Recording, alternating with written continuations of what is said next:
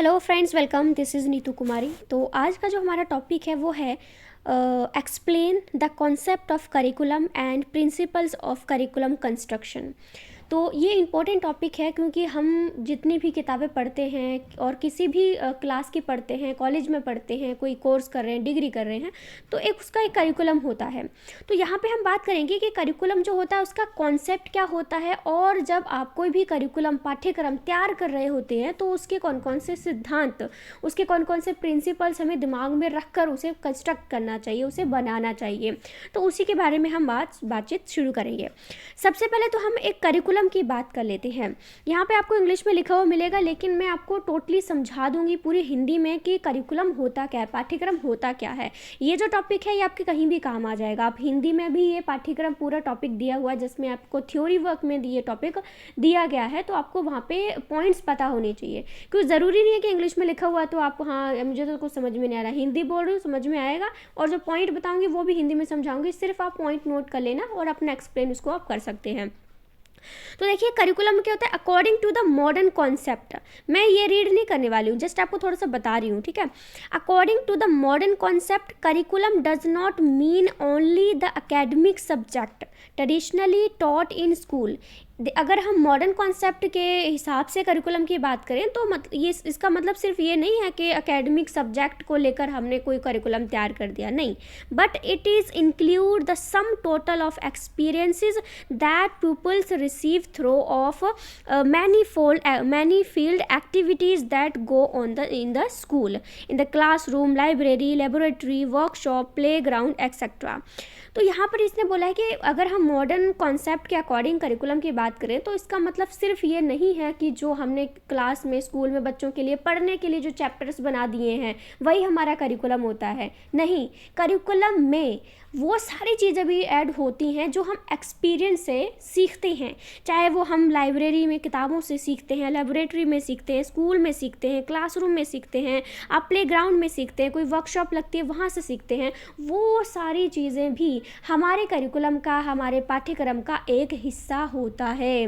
क्योंकि जो हमारे बुक में चैप्टर्स दिए होते हैं वो हमारा सिलेबस होता है कि आपने एक साल में इन सारे चैप्टर्स को कंप्लीट करना है, लेकिन जो पूरा करिकुलम बनाया जाता है, जो पूरा पाठ्यक्रम बनाया जाता है, उसमें उन चैप्टर्स के साथ साथ में पूरे साल में कौन कौन सी एक्टिविटीज़ कराई जाएंगी, कौन कौन सी कॉम्पिटिशन्स कराए जाएंगी, कितनी छुट्टियाँ पड़ेंगी, ये सारी जो चीज़ें होती हैं वो हमारे पाठ्यक्रम में ऐड होती हैं। तो इसको हम करिकुलम कहते हैं, ठीक है। तो मैं ज़्यादा ब्रीफ नहीं करने वाली हूँ इसको, ठीक है।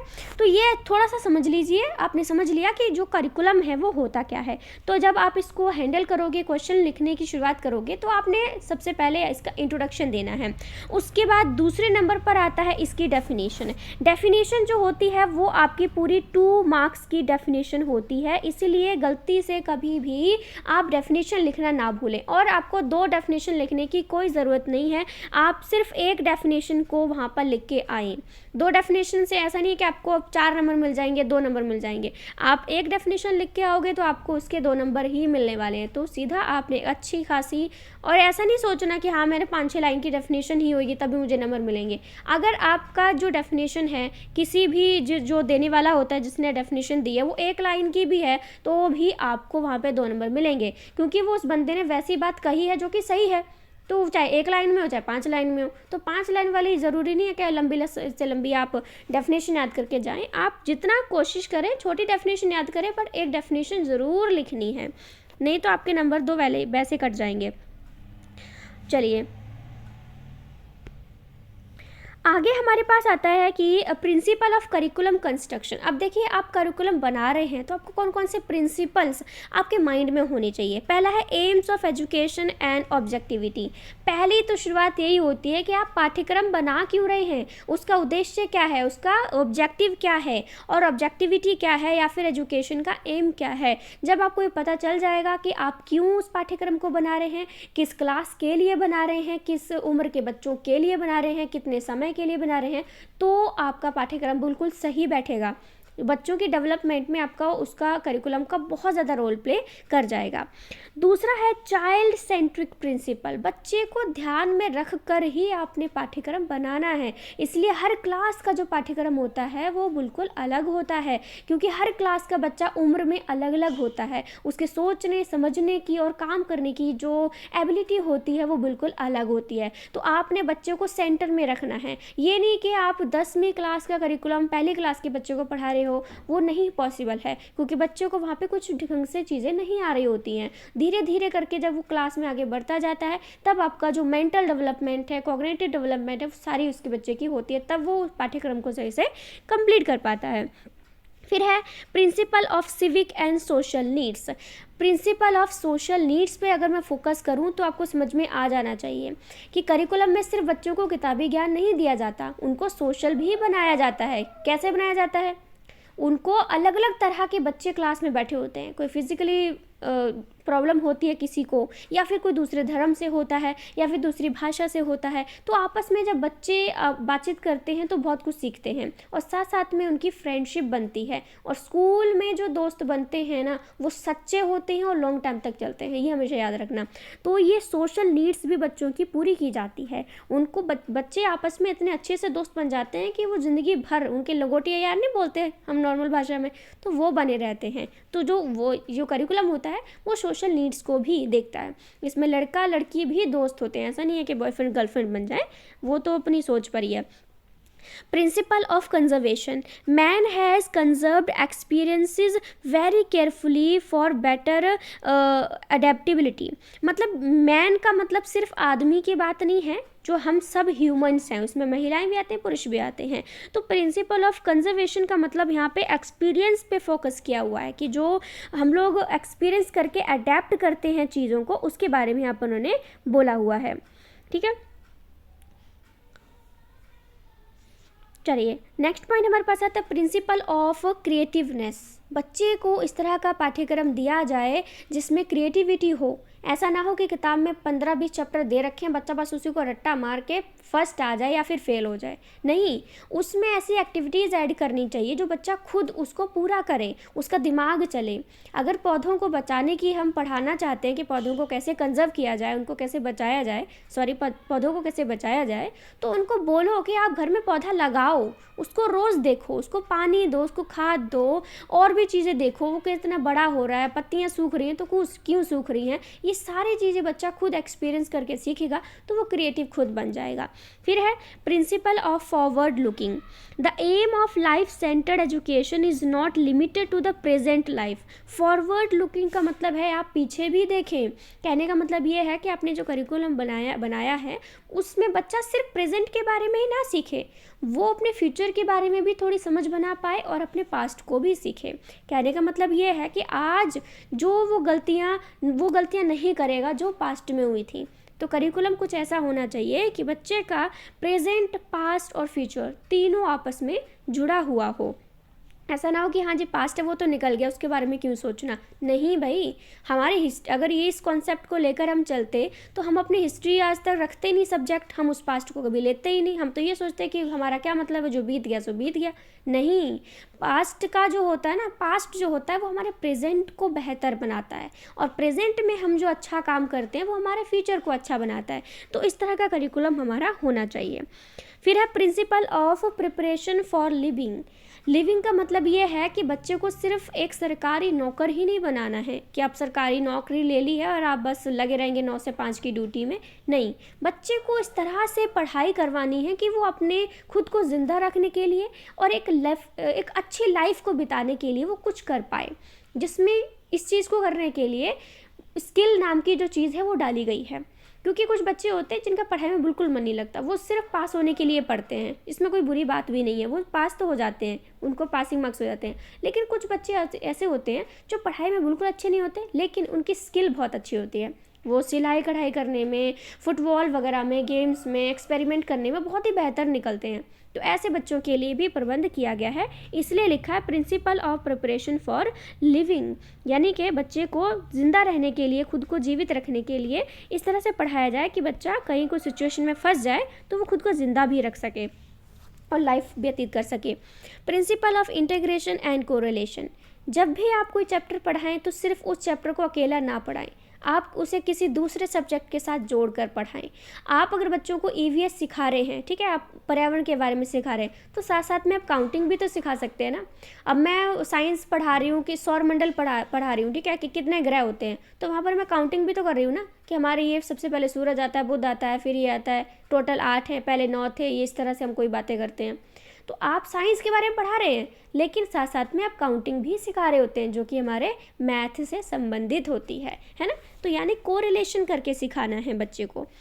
उसके बाद है principle of learning ability, every item should be learned. इन्होंने बोला कोई भी चीज़ हो वो सीखी जा सकती है। ये पुरानी धारणा है कि नहीं मेरे को तो मैथ कभी आएगा ही नहीं, आप में है तो आप सीख जाओगे। उन्होंने सीधा बोल दिया है every item should be learned, कि वो सीखी जानी चाहिए और सीखी जा सकती है। An item should not only be learnable, it should also have utility, यानी हर एक चीज़ जो है सिर्फ सीखी नहीं जाती, वो हमारे जीवन में यूटिलाइज भी होती है, हम उससे काम भी लेते हैं। प्रिंसिपल ऑफ इंडिविजुअल डिफरेंसेस, देखो क्लास में कोई एक बच्चा, सारे सेम एज के नहीं होंगे, 1-2 साल का डिफरेंस तो उनमें होने वाला ही है। हर एक बच्चा हर बैकग्राउंड से अलग से आता है, कोई बहुत ज़्यादा इंटेलिजेंट होता है तो कोई बिल्कुल मीडियम होता है, तो कोई बिल्कुल ही मतलब पागल नहीं, सॉरी, कुछ बिल्कुल डल होते हैं जो कि नहीं कर पाते हैं। ऐसी बात नहीं कि उन कोशिश नहीं करते हैं, या कुछ होते हैं कि अपने इन्वायरमेंट का इतना प्रभाव पड़ जाता है कि वो पढ़ना ही नहीं चाहते, उनको फ्री में एजुकेशन मिल रही है वो फिर भी नहीं लेना चाहते। तो ये क्या है, ये हमारे इंडिविजुअल डिफरेंसेस हैं कि हर तरह का बच्चा क्लास में बैठा होता है। तो जो करिकुलम बनाए तो सबको ध्यान में रख कर बनाएं, ऐसा नहीं कि क्लास में सारे ही फर्स्ट आने चाहिए हम वैसे ही करिकुलम बनाएंगे। हर तरह का बच्चा होता है भाई, उसको सोच के आपने करिकुलम डेवलप करना है। उसके बाद है principle of social relevancy and utility. देखिए मैं ये जो आपको पढ़ा रही हूँ ना, इसमें आपको बहुत सारे प्रिंसिपल, अभी तक मैं 10 प्रिंसिपल करा चुकी हूँ। पेपर में लिखोगे तो कम से कम 15 तो लिख के ही आना, वो आपके नंबर इंक्रीज करने में हेल्प करेंगे। नेक्स्ट है principle of social relevancy and utility. Social relevancy का मतलब है कि जो भी आप बच्चों को पढ़ा रहे हैं वो उसके आउटसाइड लाइफ जो होती है, स्कूल से बाहर की जो लाइफ होती है उससे वो रिलेटेड होना चाहिए। अगर मैं बच्चे को पर्यावरण प्रदूषण के बारे में पढ़ा रही हूँ तो वो बाहर जब जाएगा, स्कूल से बाहर जाएगा तो देखेगा कितनी सारी गाड़ियाँ जा रही हैं, किसी से धुआं निकल रहा है, किसी ने अपना पोल्यूशन ही चेक नहीं करवाया है कार का, या कितने हॉर्न बजा रहे हैं, कितना जो ध्वनि प्रदूषण है वो हो रहा है। तो जो हम स्कूल में पढ़ रहे हैं बच्चा बाहर भी देखता है, फिर वो देखता है तो उसके दिमाग में सॉल्यूशन आते हैं कि मैं इसका सॉल्यूशन कैसे कर सकता हूँ। तो मतलब जो भी हम पढ़ाएं वो समाज से संबंधित होना चाहिए। फिर है principle for utilisation of leisures. Variety of subjects such as games, sports, fine arts, subject of aesthetic value are to be introduced in the school program to utilize leisure। यानी कि जैसे हम अलग अलग सब्जेक्ट है हमारे पास, ठीक है, स्पोर्ट्स है, फाइन आर्ट्स है, इस तरह के जो सब्जेक्ट्स है वो हमें इस तरह से बच्चों को सिखाए जाने चाहिए जो कि उसका यूटिलाइज किया जा सके। आवाज़ खराब होगी। नेक्स्ट है principle of variety and flexibility. देखो वैरायटी आपकी होनी चाहिए, तभी आपके सब्जेक्ट देखेंगे। कभी हमें एक ही सब्जेक्ट नहीं पढ़ाया जाता, कभी हिस्ट्री ले आते हैं, कभी पॉलिटिक्स ले आते हैं, कभी ईवीएस ले आते हैं, मैथ ले आते हैं, इंग्लिश ले आते हैं, हिंदी ले आते हैं, भूगोल ले आते हैं, पता नहीं अलग अलग तरह के सब्जेक्ट आते हैं। कहीं पे होम साइंस सिखा रहे हैं, म्यूज़िक सिखा रहे हैं, डांस सिखा रहे हैं, गेम सिखा रहे हैं। तो ये क्या है, ये वैरायटी है, हमको अलग अलग चीज़ें सिखाई जाती हैं और इसमें फ्लेक्सिबिलिटी भी होती है। आजकल फ्लेक्सिबिलिटी आप देखोगे कि पहले ये था कि आर्ट्स वाले के सिर्फ कुछ ही सब्जेक्ट होते थे कि आपने ये लेने, अब थोड़ा चेंज कर दिया है, बोल रखा है मेरे ख्याल से कि कोई और सब्जेक्ट, किसी ने और स्ट्रीम ले रखी है तो वो कोई भी सब्जेक्ट ले सकता है।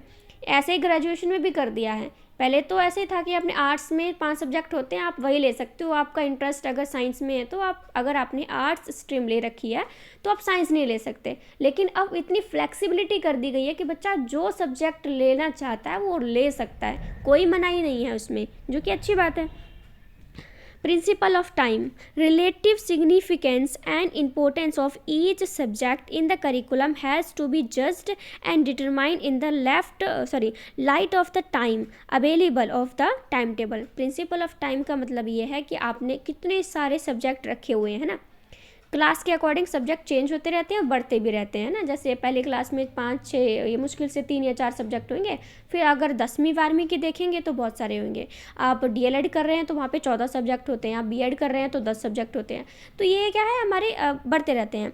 तो प्रिंसिपल ऑफ टाइम का मतलब यह है कि हर एक सब्जेक्ट की अपनी एक इम्पोर्टेंस है, तो हमें हर एक सब्जेक्ट को पढ़ाना है, इसके लिए हमें टाइम सेट करना पड़ता है। इसीलिए हर क्लास का एक टाइम टेबल होता है, ठीक है। पूरे दिन में अगर 6 आपके पीरियड लग रहे हैं, 6 लेक्चर लग रहे हैं, तो पूरे सप्ताह में चेंज करते हैं, ठीक है। कि मंडे से वीरवार तक आपके हिंदी इंग्लिश पढ़ाए जाएंगे, शनिवार को आपको जो है वो आर्ट्स सिखाई जाएगी, या फिर रविवार को चलो छुट्टी कर देते हैं, ठीक है। तो शुक्रवार को और शनिवार को आपको कंप्यूटर सिखाया जाएगा। सिखाते सब कुछ है, अलग अलग टाइम सेट किया होता है ताकि हर एक सब्जेक्ट को पढ़ाया जा सके, है ना।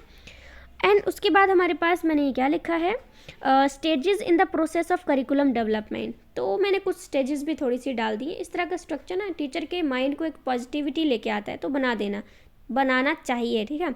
नीड असिस्मेंट होता है, सेटिंग गोल ऑब्जेक्टिव, मतलब ये कुछ हमारे स्टेजेस होते हैं जब आप करिकुलम सेट कर रहे होते हैं। तो उसके बाद है कॉन्क्लूज़न। तो कॉन्क्लूज़न के बारे में याद मत करना कभी भी, बच्चे कॉन्क्लूज़न भी याद करके जाते हैं। भाई कॉन्क्लूज़न कौन याद करता है? कॉन्क्लूज़न का मतलब होता है कि आपने पूरे क्वेश्चन में जो चीज़ें लिखी हैं उसको छोटा सा ब्रीफ करके फिर से लिख दो, या कॉन्क्लूज़न में अपनी सजेशन दे दो कि हाँ जी मैंने ये चीज़ें लिखी हैं, ये चीज़ें चल रही हैं, लेकिन मेरा सजेशन ये है। तो सजेशन आप कॉन्क्लूज़न में लिख दो, जो कि आपका 2 मार्क्स का होता है, ठीक है। कॉन्क्लूज़न भी आपका 2 मार्क्स का होता है। बच्चे तो बस ऐसे इसको हलवा समझते हैं, भूल जाते हैं, नहीं ये मैंने कॉन्क्लूज़न छोड़ दिया, मुझसे नहीं हो पाया। ओ भाई तुम 2 नंबर छोड़ के आ रहे हो, तो ये गलती मत करना। इंट्रोडक्शन 2 नंबर का होता है, डेफिनेशन 2 नंबर की होती है, और कंक्लूजन भी आपका 2 नंबर का होता है। बीच का जो सारा सेटअप होता है ना, वो बचे कुचे नंबर होते हैं। अब आप कहोगे कि मैडम जी हमारा तो 6 नंबर का ही है, फिर मैं इंट्रोडक्शन डेफिनेशन कंक्लूजन ही क्यों ना लिख के आ जाऊँ। वहाँ पर सब चीज़ें 1-1 नंबर की हो जाएंगी, या फिर आधे नंबर की हो जाएंगी। समझ में आ रहा है? मैं ये जो 2 मार्क्स बता रही हूँ, 18 मार्क्स का जब अपने ग्रेजुएशन में शुरू हो जाता है ना कि 18 नंबर का क्वेश्चन होएगा ग्रेजुएशन में, भाई वहाँ पे आपका कंक्लूजन 2 नंबर का आता है, डेफिनेशन 2 की आती है, इंट्रोडक्शन 2 की आती है। तो ये 3 चीज़ें मान लो बीच का भूल जाओ, ये मत भूलना, क्योंकि ये आपके 2 नंबर खा जाएंगे। 6 नंबर ऐसे छोड़ के आ जाओगे अगर ढंग से इंट्रोडक्शन डेफिनेशन और कंक्लूजन नहीं लिखा तो, ठीक है। चलिए, तो हमारा टॉपिक हो चुका है कंप्लीट हो चुका है। कुछ रहा तो नहीं है वैसे, पर आपको अच्छा लगे तो मुझे कमेंट करके ज़रूर बता देना कि हाँ जी मैडम जी ठीक लगा। So thank you so much. Subscribe भी कर ही सकते हैं, अच्छा लगे तो लाइक कर देना। Thank you.